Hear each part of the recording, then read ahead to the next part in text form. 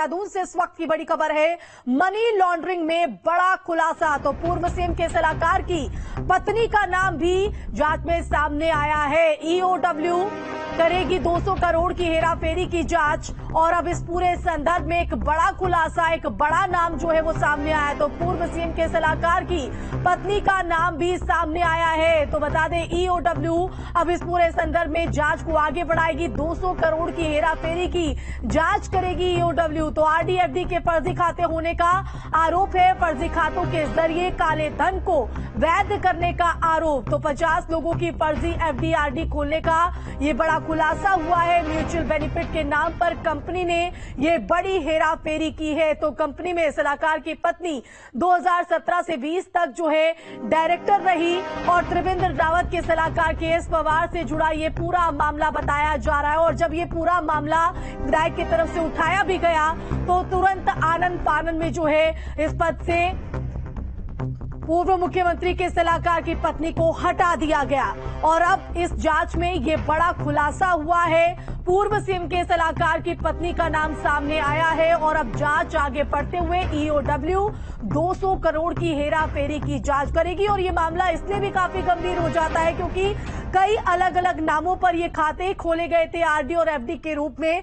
इनमें से कुछ लोगों की मौत भी हो चुकी है। कुछ लोग ऐसे हैं जिन्हें इस बात की कोई जानकारी नहीं कि उनके नाम पर ऐसे कोई खाते खोले गए हैं। और अब पूरी स्थिति जो है वो तभी साफ हो पाएगी जब ईओडब्ल्यू इस पूरे मामले पर जांच को आगे बढ़ाएगी। तो ये बड़ी और अहम खबर मनी लॉन्ड्रिंग केस से जुड़ी हुई, पूर्व सीएम के सलाहकार की पत्नी का नाम इस पूरे संदर्भ में सामने आया। तो ईओडब्ल्यू अब 200 करोड़ की हेराफेरी की जांच यहां पर करेगी। संवाददाता सुरेंद्र डसीला हमारे साथ लाइव जुड़ गए हैं। सुरेंद्र, मनी लॉन्ड्रिंग में ये बड़ा खुलासा, पूर्व सीएम के सलाहकार की पत्नी का नाम आया सामने, जो बेहद चौंकाने वाला।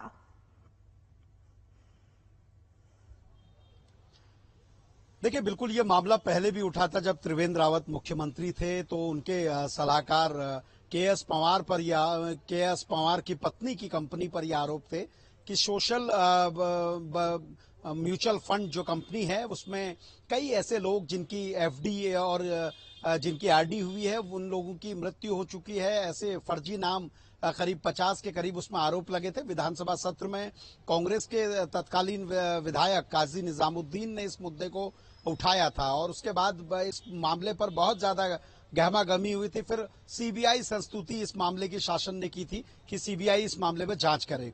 अब एक बार फिर से ये मामला उठ चुका है। शासन ने इस पूरे मामले पर आर्थिक अपराध शाखा को इससे जांच कराने के लिए इसमें अधिकृत कर दिया है। यानी उत्तराखंड पुलिस की जो आर्थिक अपराध शाखा है वो इस पूरे मामले में जांच करेगी।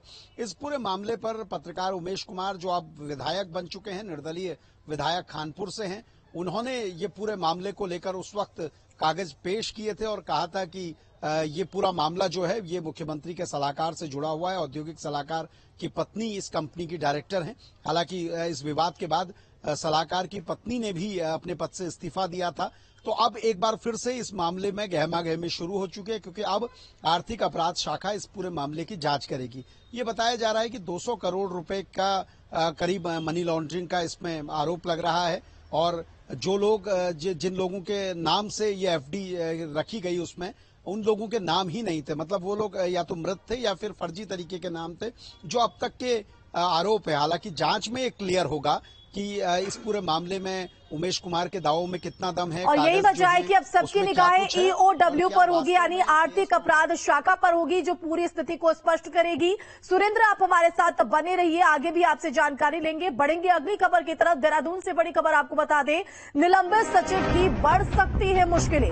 मुकेश सिंघल के खिलाफ जो कार्रवाई है वो तेज हो चली है और इसी के साथ मुश्किलें बढ़ते हुए विधानसभा में प्रशासनिक स्तर पर कार्रवाई शुरू। तो विवादित कंपनी को भर्ती के लिए ठेका देने का आरोप है। करीब 60 लाख का अग्रिम भुगतान किया गया था और अब इसी संदर्भ में जो कार्रवाई है वो तेज हो चली है और इसी के साथ मुकेश सिंघल की मुश्किलें भी बढ़ते हुए नजर आ रही है। आपको बता दें कि पहले ही उन्हें निलंबन जैसी कार्रवाई से दो चार होना पड़ा और अब जो प्रशासनिक स्तर पर कार्रवाई है वो शुरू कर दी गई है।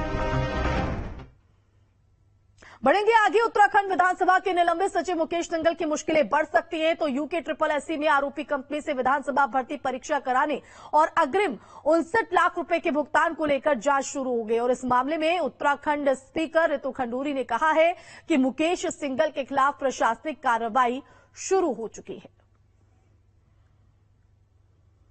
कार्रवाई शुरू हो गई है। देखिए, सिस्टम होता है, कार्रवाई शुरू हो गई है और धीरे धीरे आपको सब पता चलेगा। हम लोगों ने अपनी जो कार्रवाई, जो एडमिनिस्ट्रेटिवली कार्रवाई होती है, वो हमने शुरू कर दी है।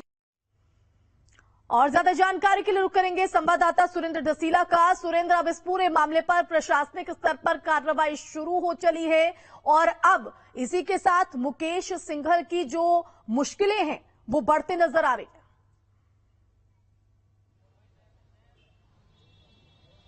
देखिए, बिल्कुल शुरुआत से ही जब विधानसभा में भर्तियों को लेकर हम सवाल खड़े कर रहे थे तो मुकेश सिंघल को लेकर तब भी हमने ये कहा था कि नियुक्ति गलत है और गलत तरीके से इन्होंने काम किया है और वही बाद में हुआ, उनको सस्पेंड भी कर दिया गया। और क्योंकि अब ये पूरा मामला भर्ती से जुड़ा हुआ है, 32 पदों के लिए भर्ती परीक्षा आयोजित की गई थी, इसके लिए पूरी प्रक्रिया की गई थी। जिस कंपनी का सिलेक्शन किया गया था वो इन दिनों यूके SSSC जांच में आरोपी है। उस कंपनी के मालिक समेत कई लोग, कर्मचारी गिरफ्तार भी हुए और कुछ लोगों की जमानत भी हुई और मामले में अभी लगातार विवेचना STF कर रही है। दूसरी ओर उसी कंपनी को विधानसभा में भर्ती परीक्षा कराने की जिम्मेदारी दी जाती है। उस कंपनी को अग्रिम 59 लाख रुपए का भुगतान कर दिया जाता है, जबकि परीक्षा का परिणाम तक घोषित नहीं हुआ। विधानसभा अध्यक्ष ने ही खुद ये बताया कि अब तक की जो जांच चली है उसमें ऐसा दिख रहा है कि ये पूरा संदिग्ध मामला हो सकता है और ऐसे में उन्होंने कहा था कि जल्द ही इस पर हम जांच शुरू करेंगे। अब उन्होंने ये बताया है कि प्रशासनिक जांच हमने शुरू कर दी है, यानी अगले कुछ दिनों में सिंघल की मुश्किलें बढ़ सकती हैं। सिंघल अभी निलंबित हैं, गैरसैंण में अटैच हैं, लेकिन अब अगर जांच बढ़ेगी तो सिंघल को फिर STF का भी सामना करना पड़ेगा, जो पहले से यूके SSSC की भर्ती को लेकर जांच कर रही है। और इसके अलावा सिंघल को उन तमाम सवालों के जवाब देने होंगे कि कैसे ब्लैकलिस्टेड कंपनी को उन्होंने ये कॉन्ट्रैक्ट दिया, कैसे बिना परीक्षा परिणाम घोषित हुए ही पूरा पेमेंट पहले ही कर दिया गया। इन तमाम चीजों से उनको गुजरना पड़ेगा और ऐसे में उनकी मुश्किलें बढ़ते हुए नजर आ रही हैं। बिल्कुल सुरेंद्र, आप बने रहिए हमारे साथ। तो बता दें कि अब इसी के साथ मुकेश सिंघल की जो मुश्किलें हैं वो बढ़ते हुए, जो संकट के बादल हैं वो उन पर लगातार मंडरा रहे हैं। बढ़ेंगे आगे। उत्तराखंड की धामी सरकार ने भ्रष्टाचार के खिलाफ नकेल कसना शुरू कर दिया है। दरअसल पूर्व IFS किशन चंद अधिकारी पर वित्तीय अनियमितता और भ्रष्टाचार के मामलों में मुकदमा दर्ज है, जिससे बचने के लिए किशन चंद ने बीजेपी नेता सुरेश राठौर के दरबार में शरण ली है और पूर्व विधायक सुरेश राठौर ने किशन चंद को 15वें अखाड़े का महामंत्री बनाने का ऐलान किया। उसी दौरान की तस्वीर आप देख रहे हैं। तो दूसरी तरफ विजिलेंस किशन चंद के खिलाफ लगातार जांच में जुटे है।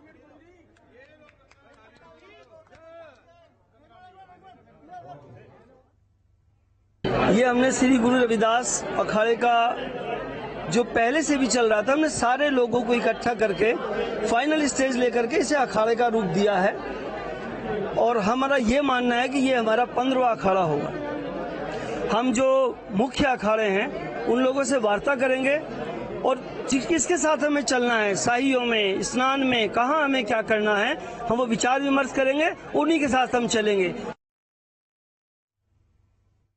श्री गुरु रविदास अखाड़ा के नाम से हमारा अखाड़ा होगा और पूरे देश के अंदर, देश और दुनिया के अंदर काम करेगा। किशन चंद जी महामंत्री के रूप में काम करेंगे, योग्य अधिकारी हैं, IFS हैं, बुद्धिजीवी हैं और अखाड़े के महामंत्री के रूप में काम करेंगे।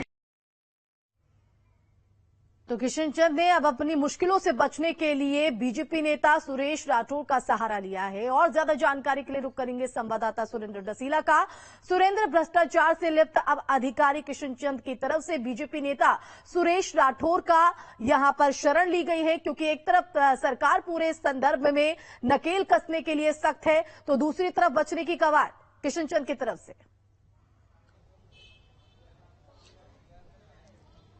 देखिए, बिल्कुल किशन चंद IFS अधिकारी थे और तमाम मामलों पे इन पे भ्रष्टाचार के आरोप थे। DFO रहते हुए और अन्य पदों में रहते हुए कई भ्रष्टाचार के आरोप थे। मुख्यमंत्री ने सख्त एक्शन लिया था, इन्हें सस्पेंड कर दिया गया था। विजिलेंस ने इनके खिलाफ FIR दर्ज की थी, इनके खिलाफ जांच चल रही है इस समय। और अब ऐसा लगता है, क्योंकि ये सेवानिवृत्त भी हो चुके हैं इसी बीच में, और अब ऐसा लगता है कि इन तमाम कानूनी पेचों से बचने के लिए जब इन्होंने देखा कि विजिलेंस का शिकंजा कसता जा रहा है, सरकार इनको कभी भी इस पूरे मामले पर इनके खिलाफ बड़ी कार्रवाई हो सकती है, सरकार का सख्त रुख है, तो ऐसे में ये अब धार्मिक चोला पहनते हुए नजर आ रहे हैं। सुरेश राठौर जो भाजपा के पूर्व विधायक हैं, ज्वालापुर से विधायक थे, ये रविदासानंद महाराज के नाम से जाने जाते हैं और ये धार्मिक कार्य भी करते हैं और उन्हीं की शरण में ये पहुंचे हैं। इनका ये कहना है कि 14 अखाड़े पहले से हैं, 15वें अखाड़े के तौर पर ये उनके अखाड़े को शामिल कराएंगे और राष्ट्रीय महामंत्री के तौर पर इनको वहां नियुक्त किया गया है। तो अब इनको ऐसा लगता है कि शायद जो इनके खिलाफ कार्रवाई है उससे बचने का एक तरीका यही है कि आप किसी कहीं धर्म का चोला पहन लें या फिर किसी मठ या किसी अन्य अखाड़े की शरण में चले जाएं। जी, और अब ये धार्मिक चोला किस तरह से किशन चंद को बचाता है ये देखना होगा। सुरेंद्र, बने रहिए आप हमारे साथ। तो उत्तराखंड में ब्रिटिश काल के दौरान रखे हुए तमाम शहरों, महानगरों, सड़कों और संस्थाओं के नाम बदलने की जो प्रक्रिया है वो शुरू हो गई और इसी कड़ी में जिसमें लैंसडाउन का नाम बदलने को लेकर भी लगातार चर्चाएं जोरों पर है। तो लैंसडाउन का नाम कालों का डांडा रखे जाने की चर्चा है, लेकिन लैंसडाउन विधानसभा से विधायक दिलीप रावत का यह कहना है कि लैंसडाउन का नाम बलभद्र नगर होना चाहिए क्योंकि सूबेदार बलभद्र सिंह पहले व्यक्ति थे जिन्होंने लैंसडाउन में सेना स्थापित की थी और अब लैंसडाउन के नाम को बदलने को लेकर चर्चा जो है वो जोरों पर है। कोई यहां पर बलभद्र नगर नाम रखने की बात कह रहा है तो साथ ही कालों का डांडा रखे जाने की भी चर्चा खूब जोरों पर है। देखिए, हमने पूर्व में जब सीतारमण जी रक्षा मंत्री जी थी तो हमने उस समय भी कहा था कि भाई जितने प्रतीक हैं अंग्रेजों की गुलामी के उनको समाप्त कर देना चाहिए। तो हमने सुझाव दिया था कि लैंसडाउन का नाम भी, क्योंकि ये एक अंग्रेज अफसर के नाम पर है, इसे बदल देना चाहिए। कालों का डांडा पुराना नाम है लेकिन क्योंकि ऐतिहासिक नहीं है और सबसे बड़ी बात है क्योंकि वो पर्यटन क्षेत्र के लिए आज एक बड़ा आकर्षण का केंद्र बन चुका है। तो मैं समझता हूं कि विदेश के बाहर के जो पर्यटक हैं उनको आकर्षित करने के लिए ज्यादा आकर्षित नाम नहीं है। तो मैं समझता हूं कि बलभद्र ज्यादा सबसे उचित नाम है। तो अपने अपने तर्क यहां पर नाम को लेकर रखे जा रहे हैं और ज्यादा जानकारी के लिए रुक करेंगे संवाददाता सुरेंद्र डसीला का। सुरेंद्र, उत्तराखंड में ब्रिटिश काल के दौरान रखे गए नामों को अब बदलने की जो प्रक्रिया है वो शुरू हो गई और इसी कड़ी में लैंसडाउन का नाम बदले जाने को लेकर चर्चा खूब जोरों पर है और अपने अपने तर्क। देखिए, बिल्कुल अपने अपने तर्क हैं और ये भाजपा प्रदेश अध्यक्ष की ओर से कहा गया था कि जो गुलामी के प्रतीक हैं उन नामों को हम बदल देंगे। हालांकि पहले बड़ी वकालत हुई कि लैंसडाउन का नाम कालों का डांडा कर देंगे, तो शायद अब स्थानीय विधायक को ही वो नाम पसंद नहीं आ रहा है। उन्हें लगता होगा कि इस नाम के साथ उनकी विधायिका का वो जोर नहीं दिखेगा जो दिखना चाहिए। तो अब उन्होंने एक नया शिगुफा छोड़ दिया है। अब वो ये कह रहे हैं कि ये बलभद्र सिंह के नाम पर बलभद्र नगर होना चाहिए। हालांकि इससे राज्य सरकार कितनी सहमत होगी, क्या रक्षा मंत्रालय कितना सहमत होगा, क्योंकि गढ़वाल राइफल का रेजिमेंटल सेंटर भी वो है और ये रक्षा मंत्रालय की ओर से ही उस समय प्रस्ताव मांगे भी गए थे। तो ये जो तमाम बातें हैं ये अभी इस पूरे मामले पर सामने आ रही हैं। कुछ लोग अलग नाम दे रहे हैं, कुछ लोग कुछ अन्य नाम दे रहे हैं। प्रदेश अध्यक्ष ने कालों के डांडे की वकालत की थी तो स्थानीय विधायक अब कह रहे हैं कि ये पुराना नाम लगता है, पर्यटकों को आकर्षित नहीं करेगा। उन्हें लगता है कि बलभद्र नगर का नाम होगा तो पर्यटक दुगने संख्या में ज्यादा आएंगे। तो अब ये सारी चीजें सरकार के स्तर पर है, सरकार इसको लेकर क्या कुछ डिसाइड करती है, क्या नाम बदला जाएगा। लेकिन प्रदेश में नाम बदलने की राजनीति इन दिनों जोरों पर हो रही है। आशिमा, बहुत शुक्रिया सुरेंद्र तमाम जानकारी के लिए। तो लैंसडाउन के नाम बदले जाने को लेकर अपने अपने तर्क यहां पर पेश किए जा रहे हैं, लेकिन अब राज्य सरकार इस पर क्या फैसला लेती है ये देखना होगा। चलिए बढ़ेंगे आगे। हल्द्वानी में CM Pushkar Singh Dhami full action mode में दिखाई दिए, जहां सीएम ने आज सुबह रानीबाग स्थित एचएमटी परिसर का निरीक्षण किया। निरीक्षण के दौरान की तस्वीर आप देख रहे हैं अपने टीवी स्क्रीन पर। इस दौरान जिले के सभी अधिकारी भी सीएम धामी के साथ मौजूद रहे। तो निरीक्षण के बाद मुख्यमंत्री ने एचएमटी परिसर के लिए मास्टर प्लान तैयार करने की बात भी कही। तो साथ ही एचएमटी की 45 एकड़ जमीन को हस्तांतरित कर राज्य को एक नई सौगात भी दी है। इसके लिए प्रयास कर रहे थे। एचएमटी फैक्ट्री है राज्य सरकार को राज्य सरकार को जमीन मिल गई, जो भी कंपनसेशन था वो हमारी सरकार की तरफ से जमा करवा दिया गया। इसके लिए पूरा हम रद्द एक मास्टर प्लान के तहत या सभी विश्लेषण करने के बाद तो यहाँ पर अच्छे से अच्छा काम हो सकता है। उद्योग के क्षेत्र में, अन्य क्षेत्रों में उसका आकलन करेंगे और उसका आकलन करने के बाद उसका काम करेंगे। तो हल्द्वानी में मुख्यमंत्री पुष्कर सिंह धामी ने ताबड़तोड़ औचक निरीक्षण किए और आज सुबह देहरादून रवाना होने से पहले मुख्यमंत्री पुष्कर सिंह धामी सुशीला तिवारी अस्पताल पहुंचे। उन्होंने मरीजों से बातचीत यहां पर की, अस्पताल की व्यवस्थाओं का हालचाल भी जाना।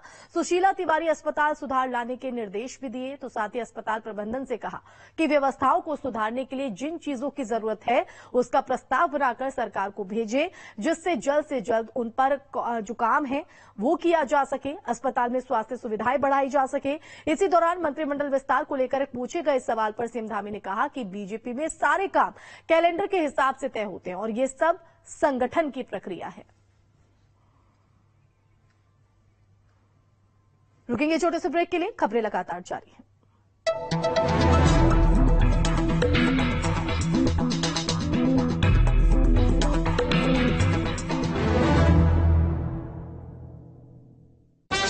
बोलो जी, ये लोग कांप क्यों रहे हैं? इनको ठंड लग रही है, लेकिन हम क्यों नहीं कांप रहे? हमने लक्स स्कॉचवूल पहना है। बोलो जी, शाबाश।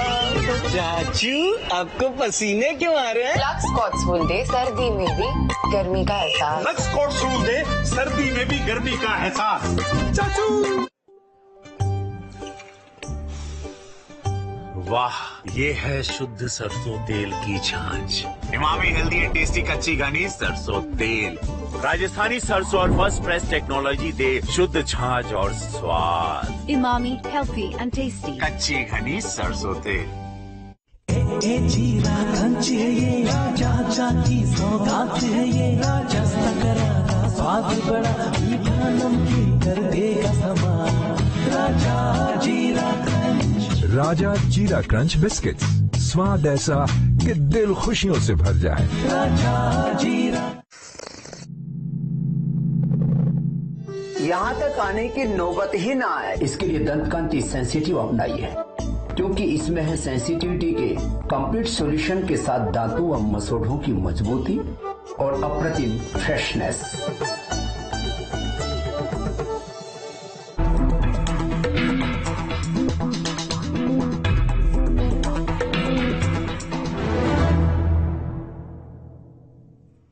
और ब्रेक के बाद खबरों में आगे बढ़ेंगे। उत्तराखंड में सड़कों को गड्ढा मुक्त बनाने के लिए सीएम धामी सख्त नजर आ रहे हैं। हल्द्वानी दौरे के दौरान सड़कों की हालत देखकर सीएम भड़क उठे और अधिकारियों को जमकर फटकार लगाई।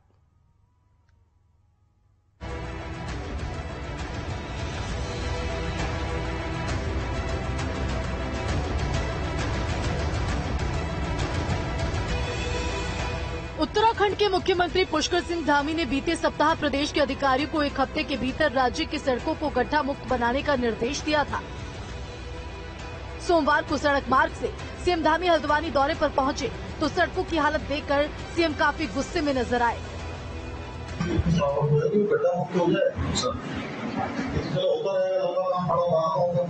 अभी क्या करेंगे महाराष्ट्र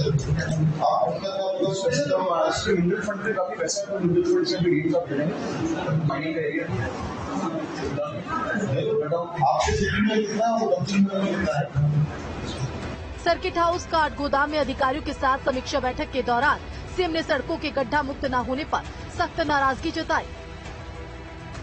मुख्यमंत्री ने स्पष्ट शब्दों में अधिकारियों से कहा कि अगली बार उनके दौरे से पहले सड़कें गड्ढा मुक्त नहीं की गई तो सख्त से सख्त कार्रवाई की जाएगी।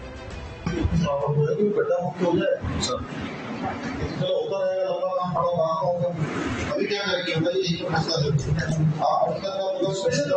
म्यूचुअल फंड पे काफी पैसा है, म्यूचुअल फंड से भी माइनिंग एरिया आपसे कितना है वो मैक्सिमम पार्ट हो गई, वो 8 7 8 यही नहीं, सीएम ने खुद जमीनी स्तर पर हल्द्वानी की खराब सड़कों और नहर कवरिंग का हाल जाना। इस दौरान सड़कों की खराब स्थिति देखकर सीएम ने अधिकारियों को जमकर फटकार भी लगाई और जल्द से जल्द व्यवस्था दुरुस्त करने के निर्देश दिए। मैंने नहर कवरिंग का जहाँ पर काम होना था उस काम को मैं देखने के लिए गया था उस पर, और उस काम को देखा है और कुछ गड्ढा युक्त सड़कों को भी देखा है। दोनों ही जगह पर मैंने तत्काल कार्रवाई के निर्देश दिए हैं। तत्काल उन पर कार्रवाई की जाए, तत्काल उन पर काम किया जाए। अब देखने वाली बात ये होगी कि सीएम धामी के इस औचक निरीक्षण से क्या अधिकारियों में डर बढ़ेगा, क्या राज्य की सड़कें गड्ढा मुक्त होंगी, ये तो आने वाला वक्त ही बताएगा। हल्द्वानी से भूपेंद्र रावत के साथ टीम न्यूज स्टेट। और अब देहरादून से बड़ी खबर है, सीएम धामी ने दी प्रदेशवासियों को बधाई। तो गोपाष्टमी के पावन पर्व की शुभकामनाएं सीएम धामी ने दी है। सीएम धामी ने गौशाला में जाकर गो सेवा भी की। तो देहरादून से बड़ी और अहम खबर आपको बता रहे हैं, सीएम धामी ने प्रदेशवासियों को गोपाष्टमी के पावन पर्व की शुभकामनाएं दी और इस खास मौके पर सीएम धामी गौशाला पहुंचे, जहां पहुंचकर गो सेवा उनकी तरफ से की गई। वो आप तस्वीरों में देख रहे हैं, गाय को रोटी खिलाते हुए मुख्यमंत्री धामी नजर आ रहे हैं। चेहरे पर उनका एक उत्साह भी साफ तौर पर देखा जा सकता है। तो गोपाष्टमी के पावन पर्व की शुभकामनाएं भी सीएम धामी ने प्रदेशवासियों को दी। सबसे पहले ये तस्वीर न्यूज स्टेट उत्तर प्रदेश उत्तराखंड पर आप देख रहे हैं। गौशाला पहुंचे जब सीएम धामी और वहां पर गो सेवा करते नजर आए।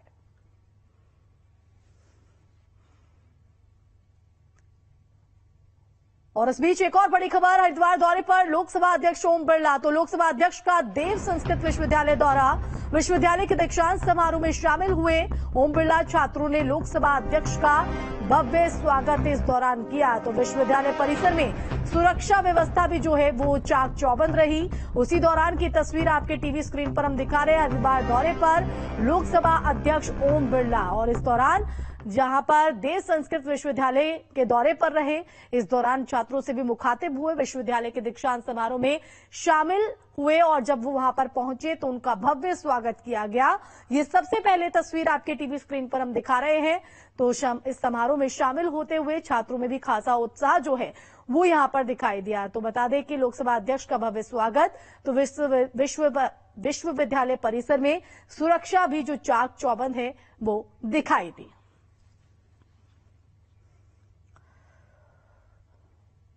और देहरादून से बड़ी खबर है, जहां बदलते मौसम के साथ अस्पतालों में बढ़ने लगे मरीज। मलेरिया, चिकनगुनिया, डेंगू के मरीजों की संख्या बढ़ी तो बच्चों को भी होती है ठंड से परेशानी। दून कॉलेज में लगातार बढ़ रही है मरीजों की संख्या। तो ये बड़ी जानकारी देहरादून से, बदलते मौसम के साथ अस्पतालों में बढ़ने लगे हैं मरीज। तो मलेरिया, चिकनगुनिया, डेंगू के मरीजों की संख्या में इजाफा जो है वो देखा जा रहा है और वैसे में अस्पतालों में भी जो विशेष प्रबंध है वो किए गए ताकि जो मरीज यहां पर पहुंच रहे हैं उन्हें कोई दिक्कतों का सामना न करना पड़े। बढ़ेंगे आगे, चमोली में पहाड़ी से टूटकर पत्थर पिंडर नदी में गिरा। तो लैंडस्लाइड से 18 गांवों का संपर्क जिला मुख्यालय से टूटा है। तस्वीर भी सामने आई है जो रोंगटे खड़े कर देने वाली तस्वीर है। बता दें कि 18 गांवों का संपर्क अब जिला मुख्यालय से टूट चुका है। देवाल खेता सियालकोट मोटर मार्ग का ये पूरा मामला, जिसकी तस्वीर भी आपके टीवी स्क्रीन पर हम दिखा रहे हैं। लैंडस्लाइड होने से सड़क का जो आधा हिस्सा टूटकर पिंडर नदी में समाता नजर आ रहा है, जिससे आवाजाही पूरी तरीके से ठप है। 4 दिनों से लगातार पहाड़ी पर जो लैंडस्लाइड है वो जारी है। 1.5 दर्जन से ज्यादा गांवों का यातायात संपर्क टूट गया है। वहीं अगर बात करें पीएमजीएसवाई विभाग की, तो उन्होंने कहा कि लैंडस्लाइड के बाद ही जो है पूरी स्थिति को दुरुस्त किया जा सकेगा। और इसी के साथ पहाड़ समाचार में फिलहाल के लिए बस इतना ही। आप देखते रहिए न्यूज स्टेट।